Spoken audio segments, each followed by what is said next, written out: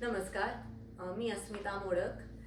तौर्य प्रतिष्ठानच्या and artist through American perspective या आपल्या आगळ्या वेगळ्या सिरीजमध्ये आज आपल्याकडे एक अतिशय सर्जनशील अशी कथ्थक नृत्यांगना आली आहे. जवळपास 35 ते 40 वर्षाहून अधिक नृत्य साधना करत असलेली, स्वित्झर्लंड, ऑस्ट्रिया, जर्मनी, स्पेन अशा अनेक देशातून आपल्या नृत्याचे सादरीकरण करणारी अशी ऋजुता सोमण आज अमेरिकेमध्ये आपल्याकडे तौर्यमध्ये आली आहे. तर तिच्याकडे काही गोष्टी तिच्याकडनं जाणून घेऊया. ऋजुता, तुझ्या गुरु पंडिता रोहिणी भाटे बेबीताई, तर त्यांच्याबद्दल आम्हाला थोड्याशा काही आठवणी तुझ्या जुन्या त्यावेळच्या सांगशील का? खरं तर एक नाही अनेक अशा आठवणी आहेत. हो. म्हणजे त्याच्यातच आपलं पूर्ण इंटरव्ह्यू कदाचित संपू शकेल इतक्या आठवणी आहेत. पण मला खूप त्यांच्याकडे प्रत्यक्ष शिक्षण घेण्याचं भाग्य मिळालं आणि ते थोडं का नाही 20 वर्षांहून अधिक काळ मी त्यांच्या सहवासात होते. आणि पहिल्यांदा अगदी ठळक आठवण अशी मी म्हणेन की त्या कायम आग्रही इतक्या होत्या की म्हणजे कधीच नृत्यामध्ये तुमच्या गॅप नाही पडली पाहिजे, शिक्षणामध्ये गॅप नाही पडली पाहिजे. तर अशी 2-3 उदाहरणं अशी त्यांची इतकी आहेत. एकतर माझा प्रेग्नन्सीचा काळ, त्या काळामध्ये म्हणजे मी पूर्ण 8 महिने त्यांच्या समोर जात होते. बरं. आणि मग आई थोडीशी रागावली म्हणून मी 1 महिना आईकडे गेले, शेवटचा महिना. आणि नॉर्मल डिलिव्हरी झाली. आणि तेव्हा मी पुण्यात सहकारनगरला राहायचे. आणि तर मला भेटायला आणि बेबीताई पूर्ण सगळे जिने चढून, आमच्या बिल्डिंगला लिफ्ट नव्हती, बरं, तर त्या चढून भेटायला आल्या होत्या. मुलीला बघितलं आणि त्याच्यानंतर मग 1.25 महिना झाला आणि मी माझ्या सासरी परत आले होते. आणि त्यांचा फोन आलाच की काय विश्रांती झाली का? म्हणजे त्यांचा अर्थ असा होता की तू आता यायला लाग, बास झालं. मग मी अशी लगेचच जायला लागले. तिला मी घेऊन जायचंय क्लासवर, मी तिला दुसऱ्या खोलीत झोपायचे आणि मग त्यांच्या समोर पुन्हा शिक्षण सुरू झालं. आणि त्यालाच जोडून मग त्याच काळामध्ये त्यांनी अभिनय दर्पण, त्यांनी पुस्तकाचं ट्रान्सलेशन केलं होतं आणि त्यातली जी काही प्रात्यक्षिकं होती तर ती आमच्यावरती त्यांनी बसवली होती. आणि त्याच्यामध्ये काही अभिनयाची डेमॉन्स्ट्रेशन्स होती, तर त्यामध्ये मला त्यांनी सोलो एक गतभाव करायला दिला होता. आणि मग तो त्यांच्या काही मनासारखा काही अभिनय होत नव्हता. पण मग त्यांनी असं हळूच मला सांगितलं, ते काय ती ती गॅप पडते ना, ती चांगली नसते. तर म्हणजे ते तेव्हा त्या मनाला असं खूप असं लागलं की म्हणजे हे असं आपलं सांसारिक आयुष्य पण नाहीच का, म्हणजे हे करायचं असं तेव्हा आलं होतं. पण आता त्याच्यानंतर म्हणजे तेव्हा खूप मी लहान होते, पण नंतर आता पुढे गेल्यावर आपण जेव्हा विचार करतो तेव्हा त्यांचं म्हणणं हे वेगळं असतं की म्हणजे कधीच तुमच्या ह्याच्यामध्ये गॅप नाही पडली पाहिजे, तुमचं सतत मन तन त्याच्यामध्येच राहिलं पाहिजे कम्प्लिटली. तर असा एक त्याचा अर्थ असतो. खरंच. तर ही माझी खूप ठळक अशी आठवण मला अजूनही, आणि ती मला प्रेरित करत असते की त्यांनी आपण पुढचा मार्ग आपला सतत तसा चालू ठेवणं. बरोबर. अगदी. तर ही माझी अगदी ठळक अशी आठवण. आणि दुसरी एक तर दोहा त्यांनी एक माझ्यावरती बसवला, म्हणजे माझ्यावरती कोरिओग्राफ केला. तर ही अगदी अशी प्राऊड मोमेंट असते आपल्या आयुष्यामध्ये की एखादी रचना आपल्यावर कोरिओग्राफ करणं. आणि त्यासाठी म्हणजे जितका वेळ त्यांच्या समोर मी घालवला तो फारच अप्रतिम होता. आणि परत मी म्हणेन मागे जाऊन प्रेग्नन्सीचा पण जो काळ होता तो सुद्धा त्यांच्या समोर बैठा भाव मी खूप शिकले. म्हणजे अभिनय हा जास्त मी त्यांच्या समोर त्या काळामध्ये शिकले. ठुमरी, बैठा भाव आणि असा, आणि त्यांच्या समोर तो करायला मिळणं. आणि मी एकटेच असायचे त्या काळात. तर खूप अविस्मरणीय असं शिक्षण सहवास असं झालं. आणि आणखी एक गमतीशीर म्हणजे त्या कायम जे डिसिप्लिन त्यांची कायम जी होती, तर त्या नंतरच्या काळात काही आजारी असायच्या तेव्हा आम्ही त्यांच्या घरी राहायला जायचो. तर मी तेव्हा एरोबिक्सच्या बॅचेस घ्यायचे आणि मी रात्री झोपायला जायचे त्यांच्याकडे. आणि माझी सकाळी 6 वाजताची बॅच असायची कायम. सो कायम अर्ली राहायचं. तर मला असं व्हायचं की मी आता हे अलार्म कसा लावून ठेवू, कारण मग त्या उठतील, त्यांना उठून नाही द्यायचं. आणि तर त्यामुळे अशी आधीच जाग यायची, म्हणजे त्या टेन्शननेच आधी जाग यायची खूप पहाटे. तर मी अशीच उठले आणि अंधारात फक्त एक टॉर्च असा घड्याळाकडे गेला आणि रुजुता आत्ताशी 5 वाजले, तू अजून झोप आणि अजून वेळ आहे तुला जायला निघायला. तर म्हणजे त्या माझ्याही आधी जागा होत्या. म्हणजे कोण कोणाला सांभाळायला गेलाय, कोण कोणाची काळजी घ्यायला गेलाय हे कळतच नाही. मग त्यांनी उठून मला चहा वगैरे करून दिला होता बॅचला जायच्या आधी. मी इतकी ऑकवर्ड सिच्युएशन, म्हणलं कोण कोणासाठी आलंय हे कळतच नाहीये, म्हणजे कोण कोणाची काळजी घेतं. तर हे इतके सुंदर क्षण त्यांच्या बरोबरचे आहेत. आणि आणखी मुख्य म्हणजे काही सवयी आपल्याला गुरुमुळे लागतात.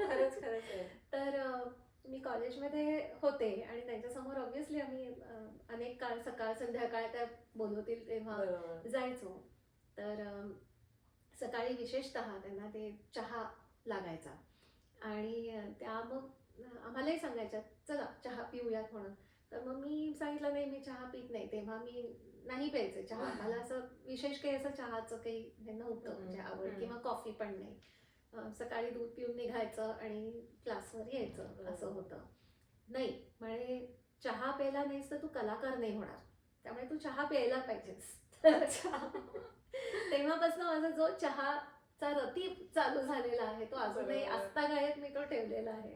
पण कलाकार होण्यासाठी तेव्हा तुझ्या ह्याच्यात ते रोवलं त्यांनी की तुला कलाकार व्हायचं. म्हणजे थोडीशी हो खरंच आहे. म्हणजे ते तसं म्हणायला गेलं तर तो एक संदेशच असतो. म्हणजे चहा हे काय ते निमित्त मात्र, पण नाही, कलाकार कायम कलाकारच राहा असं. खरंच खूपच छान मजेशीर आणि शिकण्यासारख्या आठवणी आहेत खरंच आहे सगळ्याच स्टुडंट्सने. तर मला ह्यातनं जसं विचारायचंय, स्टुडंट्सचा विषय जेव्हा येतोय तर तू अशा अनेक गोष्टी त्यांच्याकडून शिकलीस किंवा समजून घेतल्यास, पण आता शिकवताना ह्या तुझ्या मुलींना, तुझ्या विद्यार्थ्यांना तेव्हा शिकणं आणि आता शिकणं आणि शिकवणं आणि मुलींचं शिकवून घेणं, ह्यामध्ये तू एवढ्या वर्षांमध्ये काय फरक पाहिला आहेस? खूप अवघड प्रश्न आहे हा खरं तर. म्हणजे खूप विचार करण्यासारखा सुद्धा आहे. म्हणजे तू मला खरं तर विचार करायला लावतेस त्या निमित्ताने. खरंच आम्ही मागे जाऊन बघितलं, मी आमचं शिक्षण कसं झालं, तर आपलं उठून त्यांच्याकडे जायचं बस, आणि कधीही उठून जायचं, त्या बोलवतील तेव्हा जायचं. मग कॉलेज असू दे नाहीतर काय शाळा, काय तुमच्या काही ऍक्टिव्हिटीज असू देत, त्या बाजूला टाकून त्यांनी बोलवलंय ना मग जायचं. आणि समहाव ते अशी काहीतरी मॅग्नेटिक पॉवर होती. तर सतत त्यांच्या बरोबर राहणं, त्यांच्या प्रॅक्टिसेस बघणं, त्यांच्या रिहर्सल्स चालायच्या त्याही बघायला जायचं. म्हणजे फक्त शिकायला जायचं असं नाही. आता कसं की तुम्ही त्या वेळेत फक्त शिकायला येता, म्हणजे 5 ते 6, 6 ते 7 एक बॅच असते, मग 7 ते पुढची 7 ते 9:30 बॅच असते, मोठी बॅच असते, पण बस तेवढंच शिक्षण की तेवढं संपलं. किंवा आम्ही बोलवतो एक्स्ट्रा त्यांना की अरे तुम्ही मास्टर्स करताय, अरे तुम्हाला सकाळी यायला पाहिजे, तुम्ही करताय का रोज प्रॅक्टिस? आता मी इथे बसून मुलींना विचारते, अगं तुम्ही रोज येत नाही का क्लासवर? तुमचा रोज म्हणजे तुम्ही मास्टर्स किंवा बॅचलर्स तुम्ही ह्याच्यामध्ये पूर्ण वेळ तुम्हाला त्याच्यामध्ये काम करायचं आहे, तर तुम्ही किती काळ घालवला पाहिजे? म्हणजे आता ज्यांना करिअर करायचं नाहीये त्यांची एक थोडीशी वेगळी गोष्ट, पण ज्यांना त्याच्यात करिअर करायचं आहे त्याही मुलींनी तितका काळ घालवणं की मिनिमम 6 तास तरी राहिलं पाहिजे क्लासवर. त्यांनी प्रॅक्टिस केली पाहिजे, चिंतन मनन, जे आम्हाला आमच्या गुरूंनी तसं शिकवलं की चिंतन मनन करणं हे फार महत्वाचं असतं. तर ते आम्ही एमलेसली त्यांच्याकडे. मी फक्त तोच मी संध्याकाळ म्हणजे शाळेत असताना ऑब्व्हियसली मी फक्त संध्याकाळी जायचे. पण तो संध्याकाळ म्हणजे चिक्कार वेळ असायचा. म्हणजे तो फक्त 1च तास नसायचा. तर तो एक 5 ते 8 वगैरे आम्ही लांब राहायचो खूप.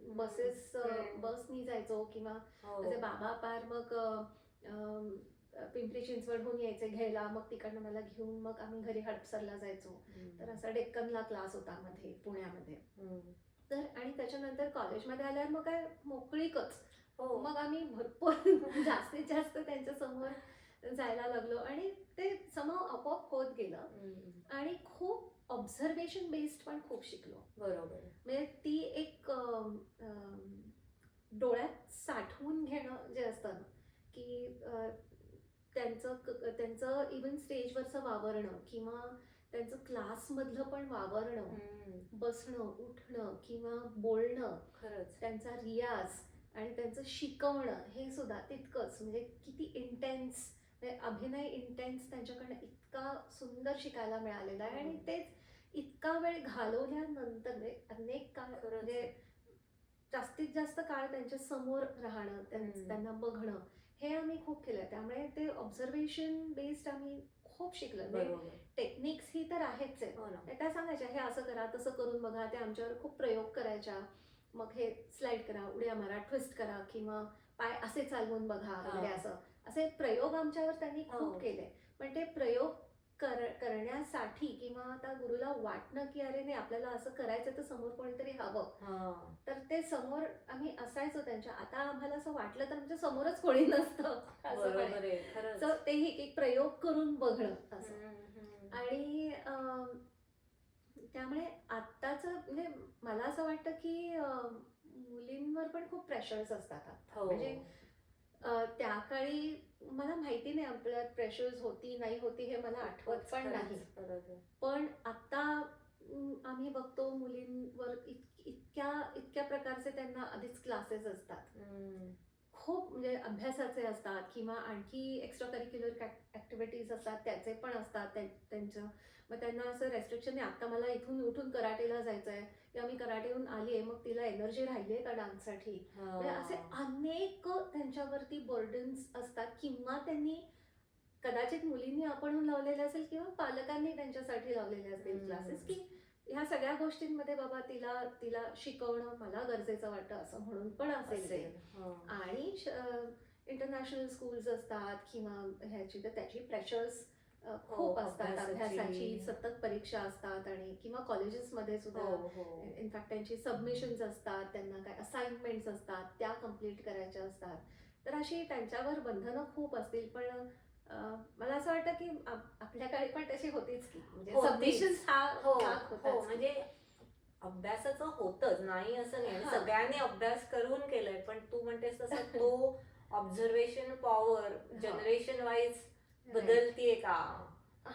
तेच. म्हणजे आता तितका वेळच मिळत नाही. आता खूप लिमिटेड वेळ ते आपल्या समोर असतात किंवा ते किती माझी प्रॅक्टिस बघायला येतात. माझी किंवा कोणतीही विद्यार्थिनी तिच्या ताईची प्रॅक्टिस हे बघायला येते का, रियाज बघायला येते का, रियाजाला मागे उभं राहणं किंवा बघणं हे कितपत होतं. मला वाटतं की ऑब्झर्वेशन आणि साधं कार्यक्रमांना जाणं हे हा पण भाग महत्त्वाचा आहे हा मुद्दा. म्हणजे साधं आता मुलींनी माझ्याच कार्यक्रमाला येणं किंवा इतरही कार्यक्रमांना आम्ही आग्रहाने सांगतो की जा सगळ्यांचे कार्यक्रम बघा कारण त्यातनं शिकण्यासारखं खूप असतं, घेण्यासारखं खूप असतं.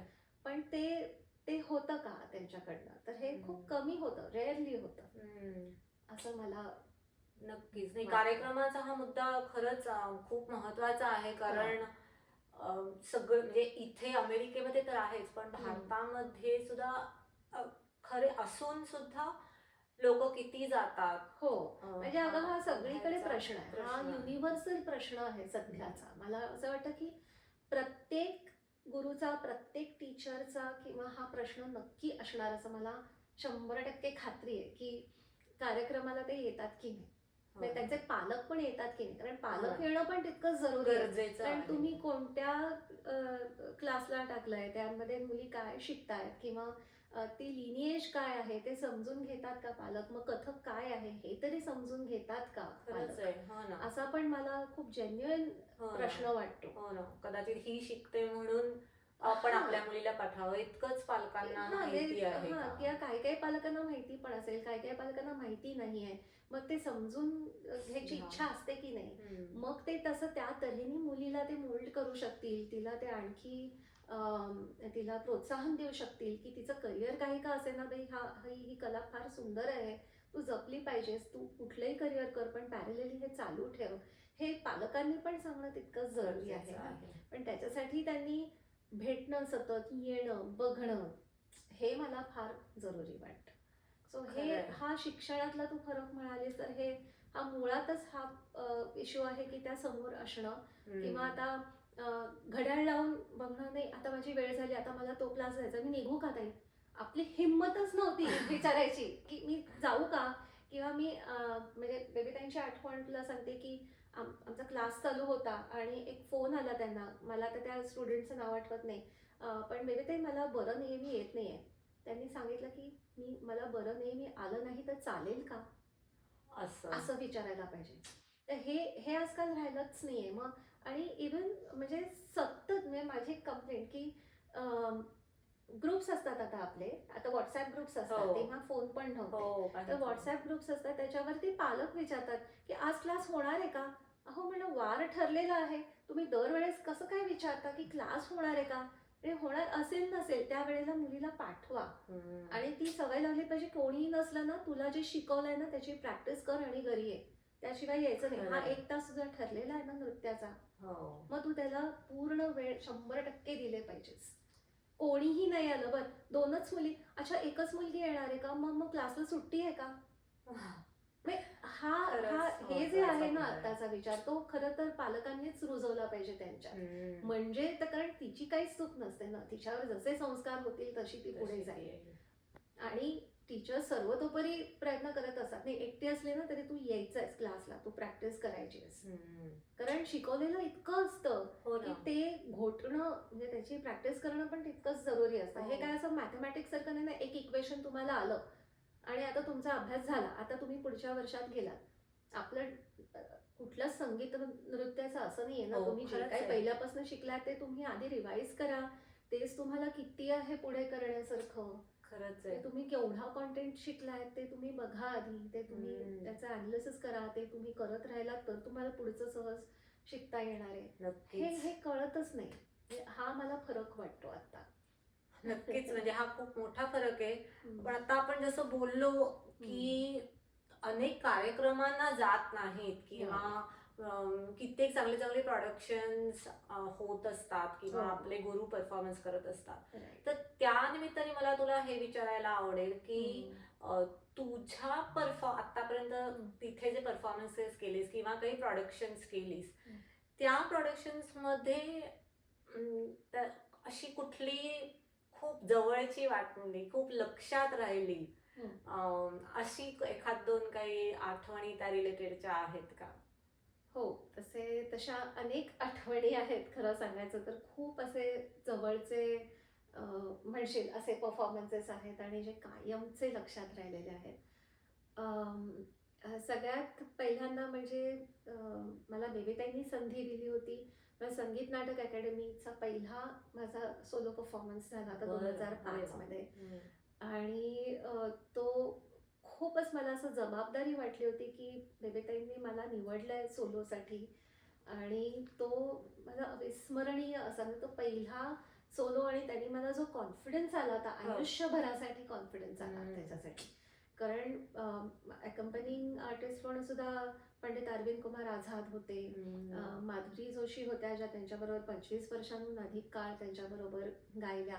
तर असे खूप चांगले अकंपनिंग असे आर्टिस्ट कलाकार होते मोठे, आणि तो संगीत नाटक अकॅडमीचा प्लॅटफॉर्म, तर तो माझ्यासाठी अतिशय अजूनही अविस्मरणीय असा माझ्यासाठी परफॉर्मन्स आहे.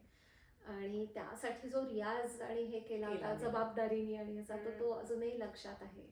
मग त्याच्यानंतर सगळ्यात मोठं मी म्हणेन की मला अवॉर्डच म्हणेन मी असं मोठं आयुष्यातलं, तर आम्ही बिरजू महाराजजींची वर्कशॉप्स अटेंड करायचो मुंबईमध्ये.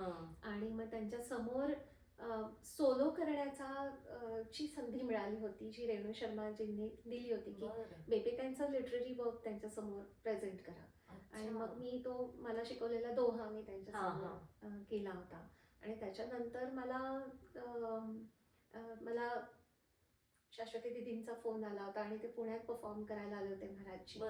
आणि मग तेव्हा मला बोलवलं आणि मग तू वसंतोत्सव मध्ये करशील का सोलो, असं म्हणलं. करशील का म्हणलं, ह्याच्याशिवाय काय मोठी संधी कुठली आहे म्हणजे आयुष्यात. तर मी त्या वसंतोत्सव मध्ये दिल्लीला त्यांच्या समोर माझी स्वतःची मी कोरिओग्राफी मांडली होती. 20-25 मिनिटं दिली होती. आणि मी चतुरंग चैतन्य कुंटे पुण्यात खूप मोठे म्युझिशियन आहेत आणि कंपोजर, तर त्यांनी कंपोज केला होता. तो मी त्यांच्या समोर सादर केला होता. आणि माझ्या बरोबर माझ्या दोघी विद्यार्थिनी होत्या.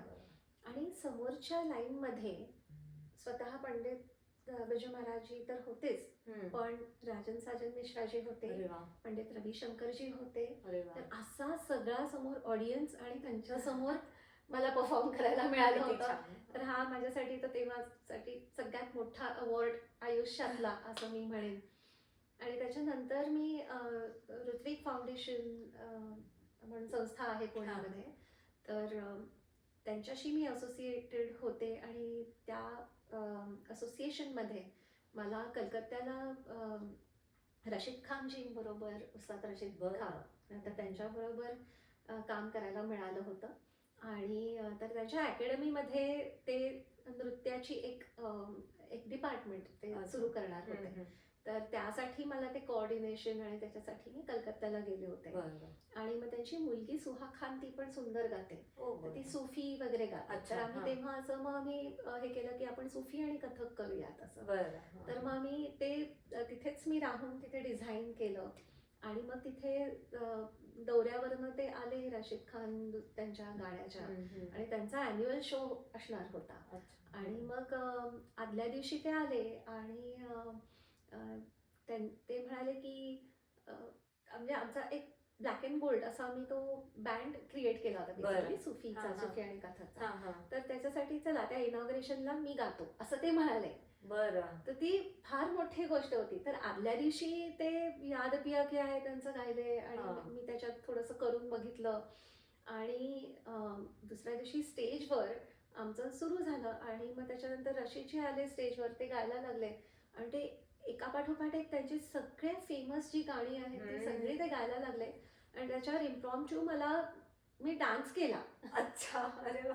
कारण मी स्टेजवर होते, स्टेजवर थांबणं शक्य नव्हतं. माझं आणि सुहा खानचं चालू होतं. मग ते याद पिया की आहे आणि त्यांची सगळी जी काही फेमस होती ती आयत्या वेळेस मला ते तिथे अभिनय किंवा नृत्य जे काही होतं ते करावं लागलं. तर तो माझ्यासाठी म्हणजे पहिला माझा असा कार्यक्रम होता की मी इम्प्रॉम्प्टू स्टेजवर अभिनय किंवा नृत्य केलेलं आहे, रिस्पॉन्ड केलेला आहे. तिथे म्युझिक जे वाजतंय त्याला रिस्पॉन्ड केलेला आहे. खरंच तर तो एक माझ्यासाठी खरंच फारच मेमोरेबल.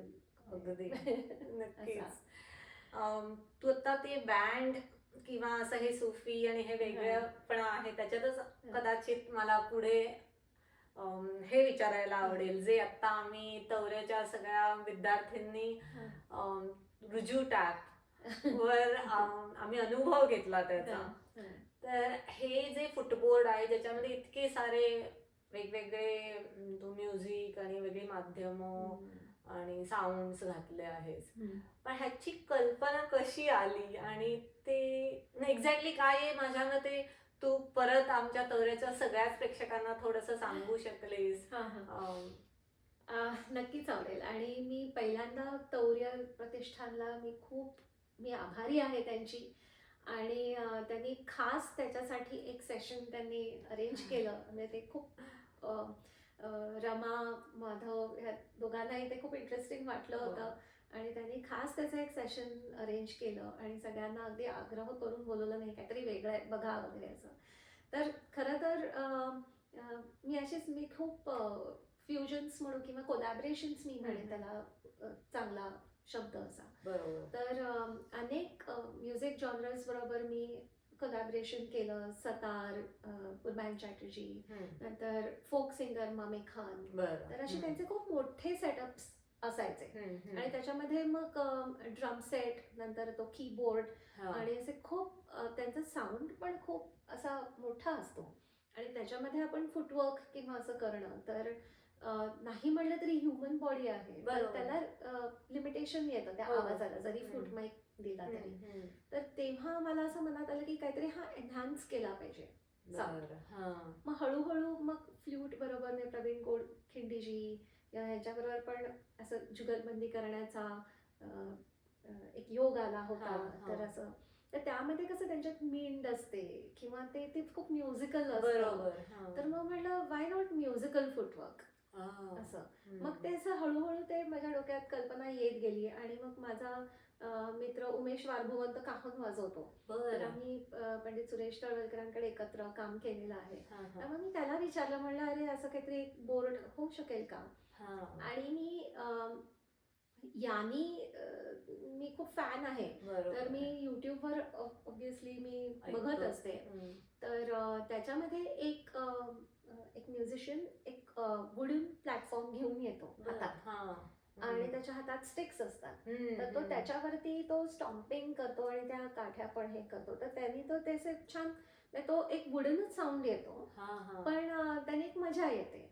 तर मग दॅट स्ट्रक मी, म्हणजे ते वुडन प्लॅटफॉर्म होता. मग आपण म्हणलं वुडन बोर्ड करूयात. मग ऑब्व्हियसली त्यांनी त्यामध्ये ऍक्च्युली एकेजी माईक लावले तर तो आपला साधा फुटतात पण खूप छान एनहान्स होतो त्याचा आवाज. तोही मी बघितलं करून म्हणजे त्याच्यावरती. आणि मग म्हणलं तर हे म्युझिकल करता येईल का, म्हणून मग मी एका साऊंड इंजिनियरला विचारलं. मग त्यांनी मला काहीतरी करून दिलं. म्हणजे त्या उमेश वारभुवनने सांगितलं की चल तो बोर्ड माझं काहून जो बनवतो ना त्याला मी बनवायला सांगतो. तर त्यांनी मला तो बनवून दिला आणि मग मी असं 4 पॅड्सचा फक्त मला पाय त्याच्यावरती वाजवता येतील असे आणि त्यात सेन्सर्स त्यांनी काही वापरले होते. पण it didn't work that much, म्हणजे खूप त्याचा काही इफेक्ट आला नाही. मग आणखी पुढे एक साऊंड इंजिनियर मला मिळाला अर्नॉल्ड. त्यांनी मला प्रचंड मदत केली. तो अजूनही R&D त्याचं चालू आहे, आमचं अजूनही याच्यावरती काम चालू आहे. तर त्यांनी मग त्याच्यावरती काम केलं. मग आम्ही 6 पॅडचा एक केला. त्यात काही सेन्सर्स वापरले पण मग ते पण थोडंसं फेल्युअर गेलं. मग आता मी जो आता सादर केलाय तो आमचा एक साधारण असा एक प्रेझेंटेबल अशा त्या स्टेजला तो आलेला आहे. तर असं ते बनत गेलं. म्हणजे पॅन्डेमिक मध्ये पण आम्ही खूप काम करत राहिलो आणि असं त्यात एक अनुभव फार छान आला की मी सर्च करत होते की असं कोणी केलंय का काम. तर ऍक्च्युली असं 1-2 मला व्हिडिओज मिळाले की अख्खं स्टेजचा स्टेज म्हणजे तुम्ही कुठेही जाऊन नाचत याचा एकदम म्युझिकल त्याचा आवाज येतो. पण माहिती नाही असं सेटअप कोण करून देणार, ते इतकं एक्सपेन्सिव्ह असतं सगळं. आपल्याला तसे सपोर्टर्स मिळाले पाहिजे. मग एक मला मॅक्स शूहॉर्न म्हणून एक आहे, अमेरिकेतलाच म्युझिशियन आहे. मी त्याच्या शोधात आहे ऍक्च्युली. आणि नेमकं मी कॉन्टॅक्ट पण केला होता मी इथे यायच्या आधी. पण नेमके ते जपानला ते काहीतरी कुठल्या आर्टिस्ट रेसिडेन्सीला ते तिकडे गेले. तर माझी भेट नाही होऊ शकली. पण पॅन्डेमिक मध्ये मी त्यांना अप्रोच केलं होतं कारण ते सॅक्सोफोनिस्ट पण आहेत आणि टॅप डान्सर पण आहेत. म्युझिशियन आणि डान्सर आणि बरेच सिनियर वाटले मला ते. आणि तर त्यांचा असा काहीतरी तो बोर्ड होता. मग मी त्यांना ईमेल केली तर मला लगेच 2 दिवसात त्यांचा रिप्लाय आला होता. आणि ही पॅन्डेमिक मधली गोष्ट. तर मी त्यांना असं खूप कौतुक वाटलं की कुठेतरी भारताच्या कोपऱ्यात कोणीतरी बसलंय, ते कोणीतरी असं काहीतरी प्रयत्न करतंय, एखादी डान्सर आहे. तर त्यांना खूप छान वाटलं, त्यांनी कौतुक केलं आधी. आणि म्हणे मी माझा शिप करू का तुला बोर्ड, तू त्याच्यावरती प्रयोग कर. मग मी आम्ही झूम कॉल केला. माझ्या टेक्निशियनला सांगितलं अर्नॉल्डला की आपण एक झूम मीटिंग घेऊया. तो म्हणाला नाही अगं आपल्या सेन्सिबिलिटी मधनं आपला बोर्ड आला पाहिजे कारण माझी कथकची सेन्सिबिलिटी आहे. आपलं म्युझिक वेगळं, मग टेक्निक वेगळं. मग त्यांनी तो वेगळ्या तऱ्हेने आम्ही तो आता डेव्हलप केलेला आहे. सो अशा तऱ्हेने मी आता तो आणलाय आणि त्याच्यावरती एक्सप्लोरेशन भरपूर चालू आहे.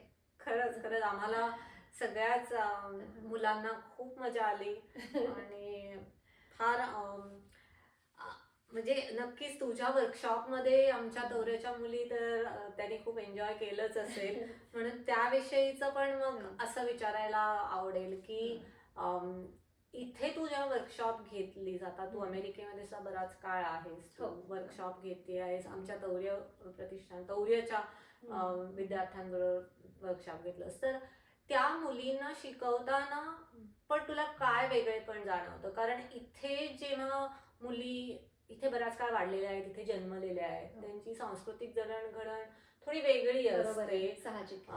तर किती वेगळ्या पद्धतीने काही शिकायला लागतं का, बोलायला लागतं का त्यांच्याशी, असं काही? खरं सांगू का, सध्या तिकडे पण परिस्थिती थोडी अशी आहे, कारण आता सगळे कॉन्व्हेंटमध्ये शिकतात, सगळे इंग्लिश मीडियममध्ये शिकतात आणि सगळ्यांना आपली मॅथॉलॉजी किंवा त्या स्टोरीज माहिती असतात असं नाही. म्हणजे भारतात पण ती स्थिती थोडीशी आहे. इथे ऑब्व्हियसली ती असणार, कारण त्यांचं स्कूलिंग हाच एक मोठा भाग आहे की स्कूलिंगच इथे अमेरिकन शाळांमध्ये त्यांचं होतं आणि तुम्ही काही तर अनेक वर्ष इथे स्थायिक असतात. तर हे खूप साहजिक आहे की त्यांना काही बॅकग्राऊंड असणं नसणं, त्यांना आपली मॅथॉलॉजी किंवा आपलं रामायण महाभारत किंवा हिस्ट्री माहीत असणं किंवा असं.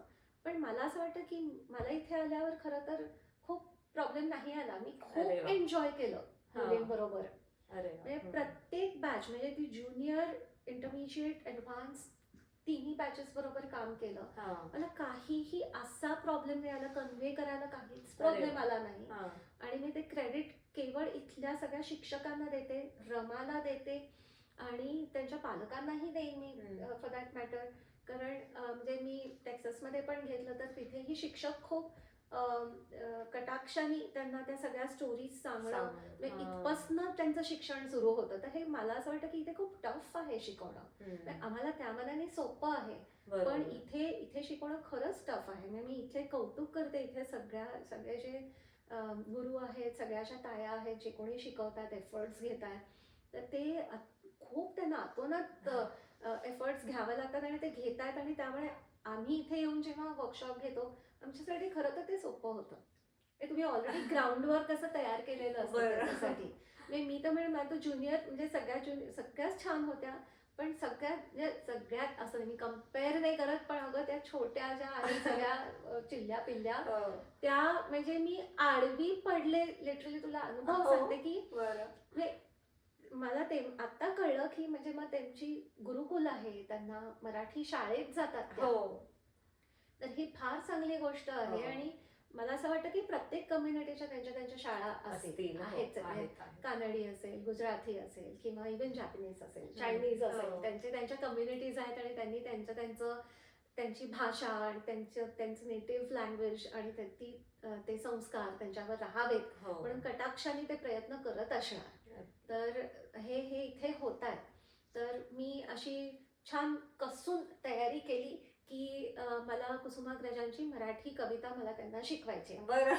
ते मी ठरवून आले होते आणि त्याला जोडून एक सरगम. कारण मी आताच माझ्या अॅन्युअल शोला पण माझ्या छोट्या मुलींवरती बसवली होती. तर म्हणलं चला तीच बसवूयात, मजा येईल. तर छोट्या मुलींना असं छान निसर्गावर काहीतरी असं आपण बसवूया. मग मी अगदी माझ्या मुलीकडनं आणि एका स्टुडंटकडनं ते मला ट्रान्सलेशन पटकन पाठव, मला त्या मुलींना एक्सप्लेन करायचं, कारण मला वेळ नव्हता त्याचं ट्रान्सलेट करायला आणि असा. तर ते अगदी छान व्यवस्थित मी करून आणलं होतं. म्हणलं आता हे त्यांना एक एक ओळ एक्सप्लेन करायची. मग मी आधी म्हणलं चला आज तुम्हाला मी मराठी कविता शिकवणार आहे.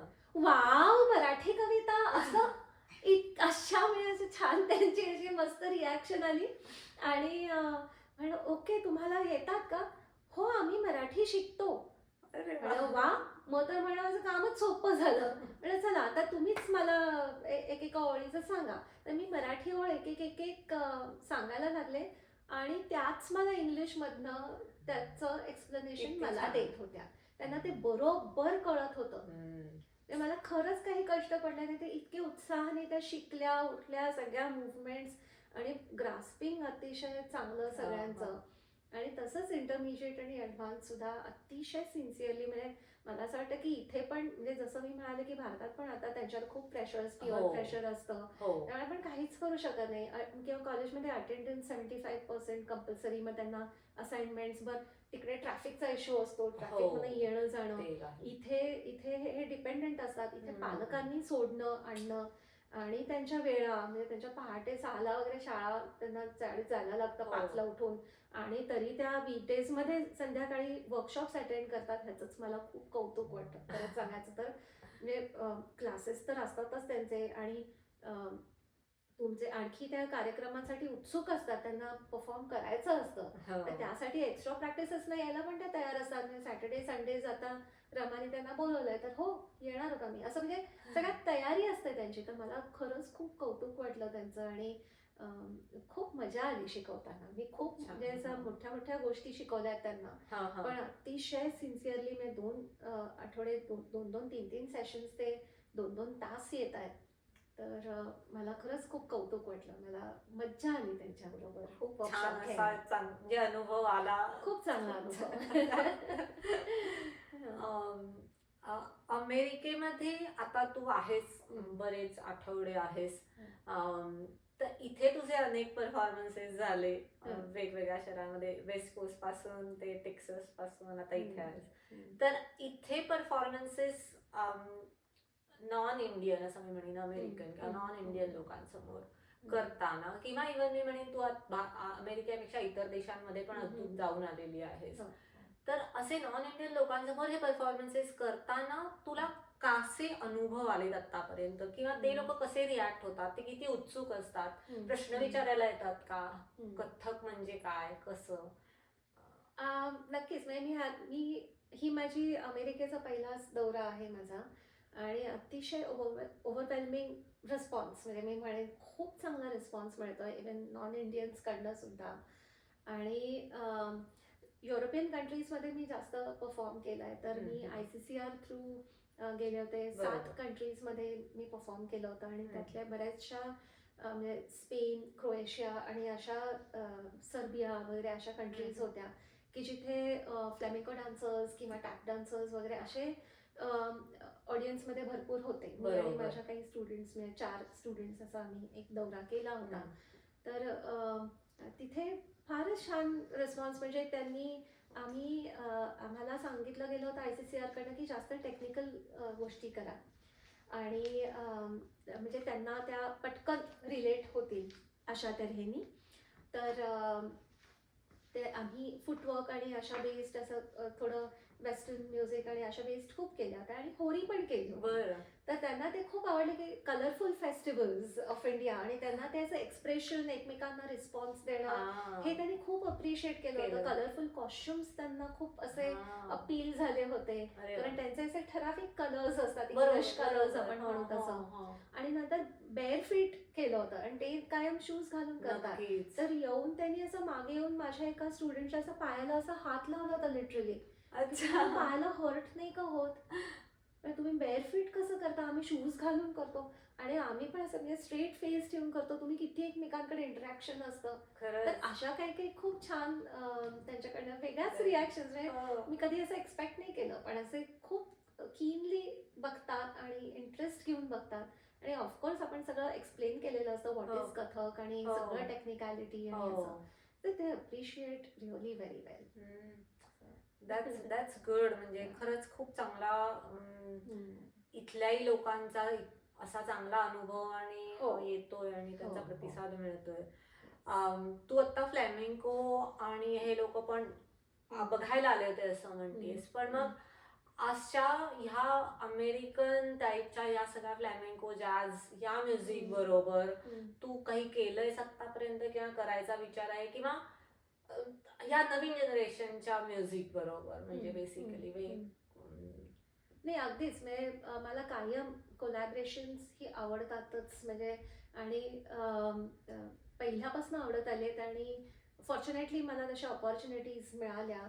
तर मी इथले खूप प्रसिद्ध जॉर्ज ब्रुक्स जे सॅक्सोफोनिस्ट आहेत, तर ते पुण्यात आले होते, आणि त्यांच्याबरोबर मला संधी मिळाली कोलॅबरेट करायची कथक आणि जॅझ.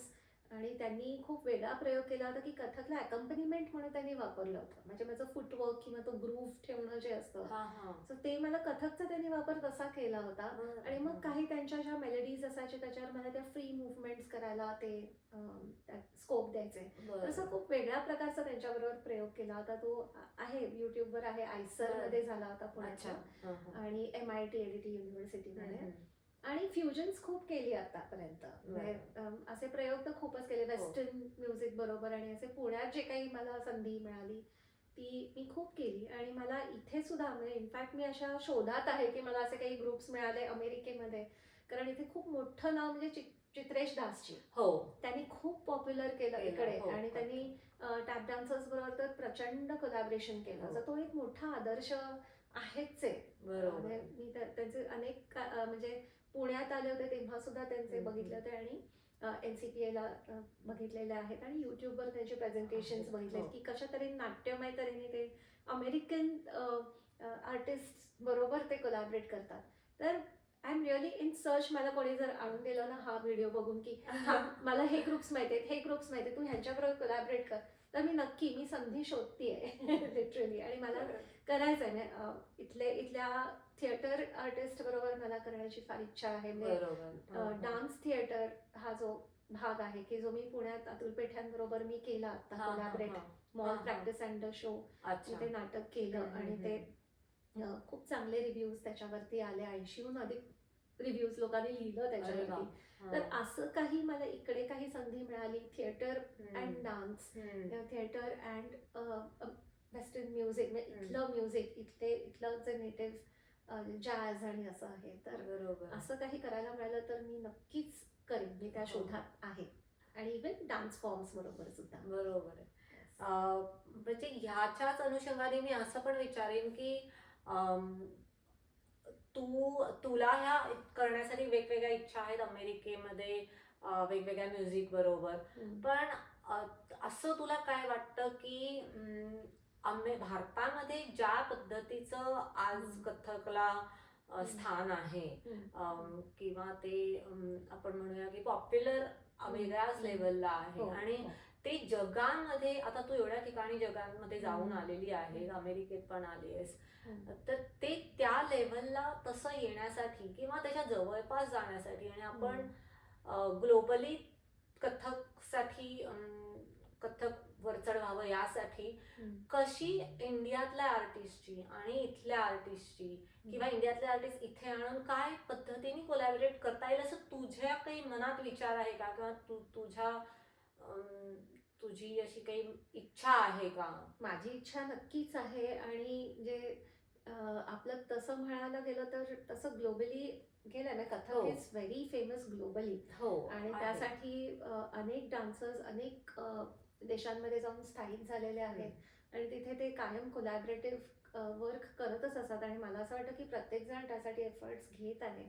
पण जसं तू म्हणतेस की आता रॉक शोज, तर माझं अतिशय असं स्वप्न आहे की कथक तिथे ते रॉक शो मध्ये गेलं पाहिजे. त्याच्यासाठी जे किती 1000 त्या ग्राउंडवर ते रॉक शो असते, त्याच्यासाठी ऑडियन्स असतो.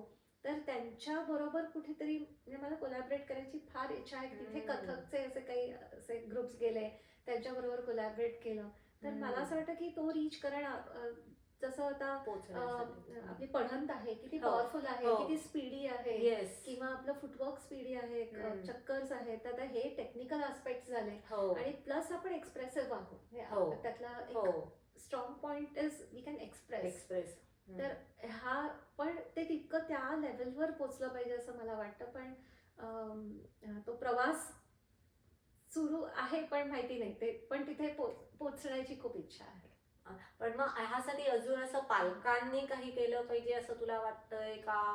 पालक नाही, मला असं वाटतं की डान्स कम्युनिटी तेच एकत्र काहीतरी येऊन आणि अशी छान कोलॅबरेशन्स आणि असे असोसिएशन्स क्रिएट करणं जास्तीत जास्त. म्हणजे आता इथे येऊन आता मी जास्तीत जास्त इंडियन कम्युनिटीज मध्ये आहे किंवा क्लासेस हे इंडियन कम्युनिटीजचे घेतले जातात. पण अमेरिकन स्टुडंट्सना आपण इन्व्हॉल्व करून घेऊ शकतो का?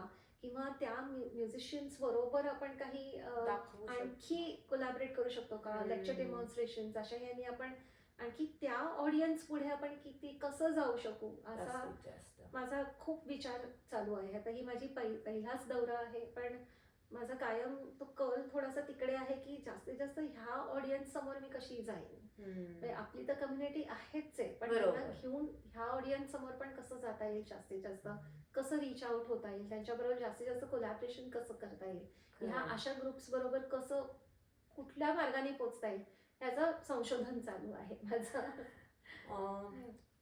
नक्कीच. आणि तू म्हणालीस तसं रॉक जे काही Yes. म्हणतात त्याच्या लेवलला आपण हा. कथ्थकला पोचवायचा. नक्कीच तुझ्यासारखे असे आर्टिस्ट आणि नृत्यांगना कथ्थकच्या असेच आमच्याकडे तवऱ्यामध्ये येत राहिल्या तर अजून असे विचार आपल्याला कळून काही आपण एकत्र करू शकू. नक्की. आणि आज इतकं तुझ्याकडून भरभरून कथ्थक नृत्याविषयी ऐकायला मिळालं, तुझ्या आठवणी गुरूंच्या आणि तुझे विचार, त्याबद्दल खूपच छान वाटलं.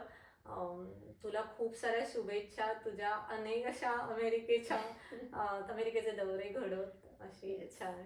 आणि अस्मिता तुला थँक्यू. तुझी ही कॉन्सेप्ट खूप छान आहे आणि मलाही गप्पा मारायला खूप मजा आली आणि खूप काही असं मन मोकळं करता आलं तुझ्याबरोबर.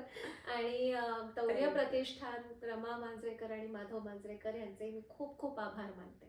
Thank you so much. नक्कीच. थँक्यू.